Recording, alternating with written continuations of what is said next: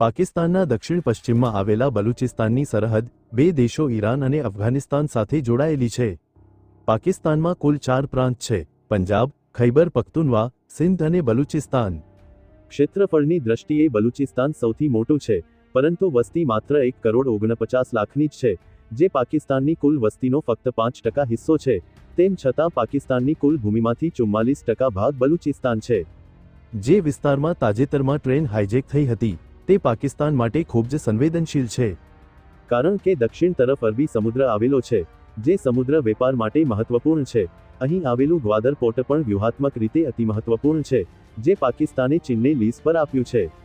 આ પોર્ટ ચીન પાકિસ્તાન આર્થિક કોરિડોરનો ભાગ છે। પાકિસ્તાન સરકારે બલુચિસ્તાનમાં ચીનને ખનિજ સંસાધનોના ખનન માટે ખુલ્લી છૂટ આપવામાં આવી છે। અહીં તાંબુ, કોલસો, સોનું અને યુરેનિયમ જેવા મૂલ્યવાન ખનિજોના મોટા ભંડાર છે, માટે પાકિસ્તાનના કુલ કુદરતી સંસાધનોમાં બલુચિસ્તાનનો 20% હિસ્સો છે। બલુચિસ્તાનમાં 3 મુખ્ય નેવી બેઝ પણ છે।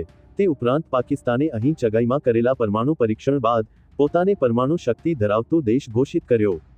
આઝાદી પહેલા બલુચિસ્તાન 4 અલગ-અલગ રિયાસતોમાં વહેંચાયેલું હતું: કલાત, ખારાન, લસબેલા અને મકરાન।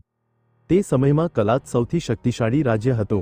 1947માં ભારત અને પાકિસ્તાનના વિભાજન સમયે કલાતના રાજા મીર અહમદ ખાને સ્વતંત્ર રહેવાની ઈચ્છા વ્યક્ત કરી। શરૂઆતમાં મોહમ્મદ અલી જીનાહે પણ કલાતની આઝાદીની સમર્થન કર્યું અને નક્કી કરાયું કે કલાત એક સ્વતંત્ર દેશ રહેશે। ખારાન તથા લસબેલાને તેની સાથે જોડી દેવામાં આવશે। પરંતુ વિભાજનના દિવસે કલાતે પોતાની આઝાદી જાહેર કરી અને રાજાએ જણાવ્યું કે તેઓ પાકિસ્તાન સાથે મિત્રતા રાખશે, પરંતુ થોડા જ વખતમાં પાકિસ્તાન સાથે તેમનો તણાવ વધવા લાગ્યો અને પરિસ્થિતિ બદલાઈ ગઈ। સપ્ટેમ્બર 1947માં બ્રિટને જણાવ્યું કે કલાત એક સ્વતંત્ર રાષ્ટ્ર તરીકેના દાયિત્વને ઉપાડવા માટે સક્ષમ નથી, અને ત્યારબાદ મીર અહેમદ ખાને ઘણા હાથ પગ માર્યા, પણ તેમને સફળતા મળી નહીં। 27 માર્ચ 1948 આ તારીખે એક મહત્વપૂર્ણ ઘટનાએ સમગ્ર બલુચિસ્તાનનું ભવિષ્ય બદલી નાખ્યું।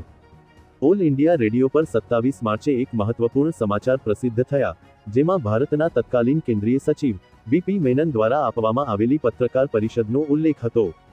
તેમાં જણાવ્યું હતું કે કલાતના રાજા ભારત સાથે વિલય ઈચ્છે છે, પણ ભારત આ બાબતે કોઈ પગલું ભરવા માંગતું નથી। આ સમાચાર પ્રસિદ્ધ થયા બાદ રાજકીય હલચલ શરૂ થઈ। પંડિત જવાહરલાલ નહેરુ અને સરદાર પટેલે આ વાતને ખોટી જાહેર કરી, પણ ત્યાં સુધીમાં ખૂબ મોડું થઈ ચૂક્યું હતું। પાકિસ્તાનના ગવર્નર જનરલ મોહમ્મદ અલી જીન્નાએ ગભરાઈને તરત જ પાકિસ્તાની સેનાને કલાત પર આક્રમણ કરવા આદેશ આપ્યો।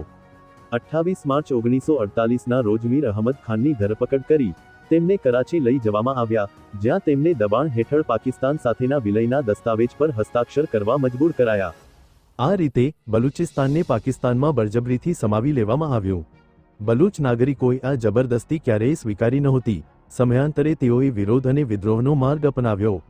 1958, 1962, 1973માં બલુચિસ્તાનના નાગરિકોએ પાકિસ્તાનની સામે વિદ્રોહ કર્યો, પણ દરેક વખતે પાકિસ્તાની સેના દ્વારા બલુચિસ્તાનમાં ભીષણ દમન કરાયું।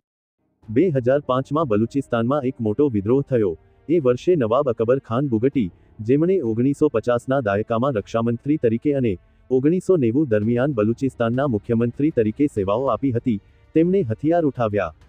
અકબર બુગટીની માંગ હતી કે બલુચિસ્તાનના પ્રાકૃતિક સંસાધનો પર બલુચ જનતાને પૂરતો હક આપવામાં આવે, પરંતુ 2006માં તેમની હત્યા કરી નાખવામાં આવી। આ હત્યા પાછળ પાકિસ્તાનની ગુપ્તચર એજન્સી ISI અને પાકિસ્તાની સૈન્યના હુકમરાનો પર શંકા ગઈ। આ ઘટના પછી બલુચિસ્તાનમાં સ્વતંત્રતા માટે લડત વધુ તેજ બની। આ આંદોલનનું નેતૃત્વ કેટલાક સંગઠનોએ કર્યું, જેમાંના મુખ્ય નામો છે લશ્કર-એ બલુચિસ્તાન, બલુચ લિબરેશન ફ્રન્ટ, બલુચ રાજી અજોઈ સંઘર।